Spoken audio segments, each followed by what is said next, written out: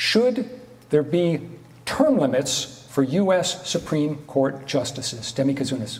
As soon as there's term limits for Senate and House, then we could go ahead and talk about the Supreme Court. But we don't have term limits for anybody. So at this point, we need to go ahead and look at the whole system. Remember, they were more concerned when they did the Constitution how young you could be to go into elected office, not how old. Nobody was living to be 70 and 80 years old. We are now, and so things have changed. David Costello. Absolutely. We should have 20 to 24-year term limits on all federal judges, including justices of the Supreme Court, even legislators. I think if you get 20 to 24 years, that's enough to get your work done.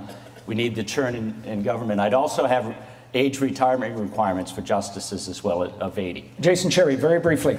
Across the board, all three branches, 75 years old, we need a meritocracy and we need term limits. However, the way the committees are built, you want to keep your candidate alive as long as possible. We need to change that as well, seniority on committees. Angus King. I think the difference between the legislative branch and the presidency and the courts is the courts are unelected. They're appointed. And I think there should be term limits, some reasonable term. Now, this would require a constitutional amendment because the Constitution says they serve on good behavior essentially for life.